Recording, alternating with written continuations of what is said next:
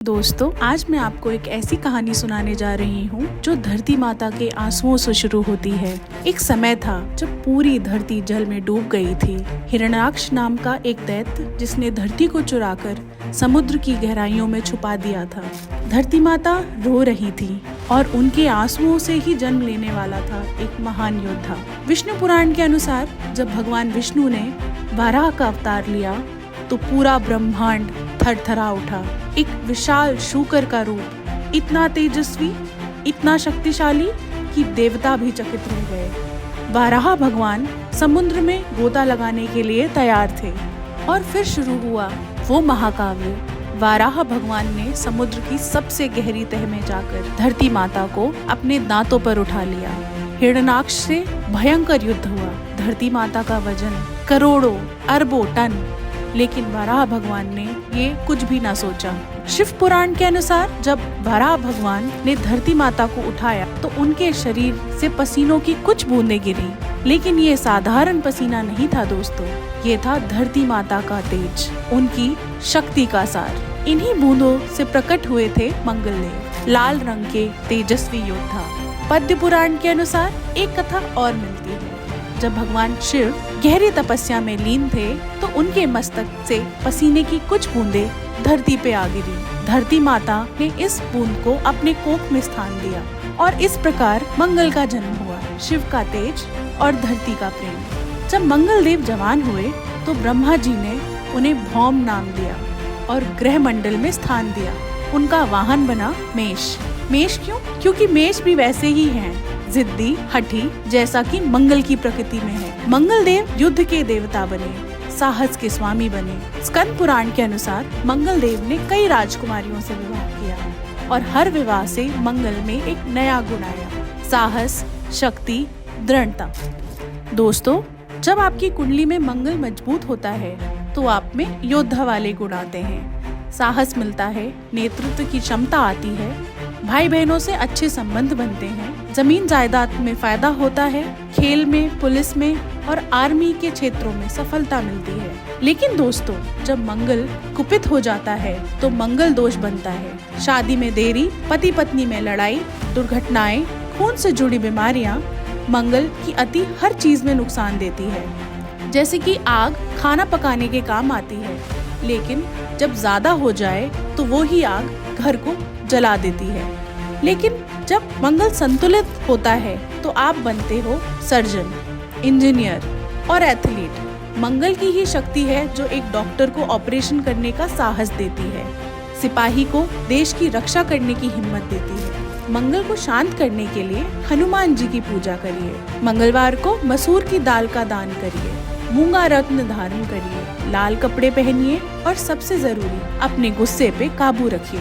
दोस्तों, मंगल देव सिखाते हैं कि जीवन में साहस जरूरी है, लेकिन अंधा साहस नहीं। लड़ना भी जरूरी है, लेकिन सही कारणों के लिए। मंगल का असली मतलब है धर्म की रक्षा के लिए अधर्म से लड़ना। आप सुनिए एक ऐसे देवता की कहानी जो सुंदरता के स्वामी है, कला के राजा हैं। ये कहानी शुरू होती है महान ऋषि भृगु के आश्रम से। मुनि और उनकी पत्नी उष्णा के घर में जन्म हुआ एक ऐसे पुत्र को जो कि कहलाया शुक्र।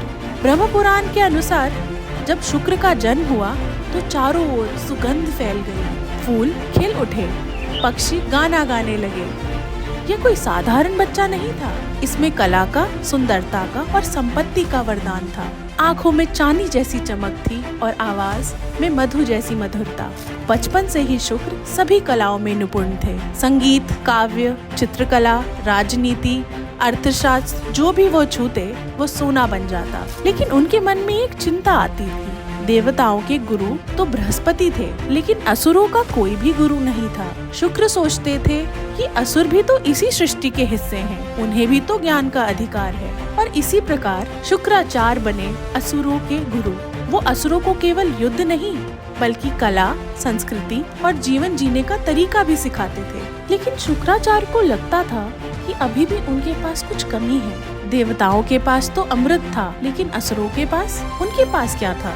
तब शुक्राचार्य ने भगवान शिव की कठोर तपस्या की। शिव पुराण के अनुसार हजारों वर्षों की तपस्या के बाद जब शिव जी प्रसन्न हुए तो उन्होंने उन्हें मृत संजीवनी की विद्या दी। अब शुक्राचार्य जी के पास अद्भुत शक्ति थी। वे मरे हुए लोगों को जिंदा कर सकते थे। युद्ध में जब कोई भी असुर मारा जाता, शुक्राचार्य उसे वापस से जिंदा कर देते। यह देख देवतागण बड़े परेशान हुए। उन्हें लगा ये तो बहुत ही अनुचित है। और यहीं से शुरू होती है शुक्र और बृहस्पति की प्रतिस्पर्धा। बृहस्पति देवताओं के गुरु, शुक्र असुरों के, दोनों महान ज्ञानी, लेकिन अलग अलग विचारधारा। ये केवल व्यक्तिगत प्रतिस्पर्धा नहीं थी, ये दो दर्शनों का टकराव था। शुक्राचार्य के मार्गदर्शन से असुरों ने अद्भुत सभ्यता बनाई। उनके महल स्वर्ग से भी सुंदर थे। उनकी कला, उनका संगीत, उनकी वास्तुकला, सब कुछ अनुपम। शुक्र ने सिखाया कि जीवन केवल लड़ने के लिए नहीं, जीने के लिए भी है। दोस्तों, जब आपकी कुंडली में शुक्र मजबूत होता है तो आप में कलाकार वाले गुण आते हैं। सुंदरता बढ़ती है, धन संपत्ति आती है, कलाकार बनते हैं आप, जैसे कि फैशन डिजाइनर। शादी विवाह में भी सुख मिलता है। गाड़ी, घर, आभूषण, ये सब शुक्र के आशीर्वाद हैं। लेकिन जब शुक्र कुपित होता है तब क्या होता है? रिश्तों में समस्या, अनावश्यक खर्च, दिखावे की प्रवृत्ति और सुंदरता के पीछे भागते भागते इंसान असली खुशी भूल जाता है। शुक्र की अति वैराग्य से भी खतरनाक हो सकती है। शुक्राचार्य का असली संदेश यही है कि धन और सुंदरता दोनों बुरी चीजें नहीं है, बशर्ते कि आप उनके गुलाम न बन जाएं। कला का मतलब है जीवन को सुंदर बनाना और धन का मतलब है सबका भला करना। शुक्र को प्रसन्न करने के लिए शुक्रवार के दिन सफेद कपड़े पहने, चांदी का दान करें, हीरा या सफेद पुखराज धारण करें, गाय की सेवा करें, संगीत सुने, कला का आनंद लें और सबसे जरूरी सच्चे प्रेम को समझें। दोस्तों, शुक्र सिखाते हैं कि प्रेम सबसे बड़ी शक्ति है, लेकिन सच्चा प्रेम स्वार्थ से नहीं, सेवा से आता है। सुंदरता बाहरी नहीं, भीतरी होनी चाहिए।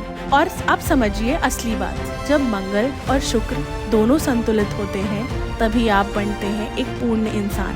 न केवल योद्धा, न केवल कलाकार, बल्कि एक ऐसे इंसान जो लड़ भी सकता है और प्रेम भी कर सकता है। दोस्तों, मंगल और शुक्र की कहानी हमें यही सिखाती है कि जीवन में संघर्ष भी जरूरी है और सुंदरता भी, साहस भी चाहिए और प्रेम भी। जब ये दोनों संतुलन में होते हैं तभी जीवन पूर्ण होता है। दोस्तों, अगर आपको ये कथाएं पसंद आ रही हैं तो ये अपने दोस्तों से भी शेयर करें, लाइक करें और कमेंट करें। धन्यवाद। अगली बार हम बात करेंगे किसी और ग्रह की। तब तक के लिए नमस्कार।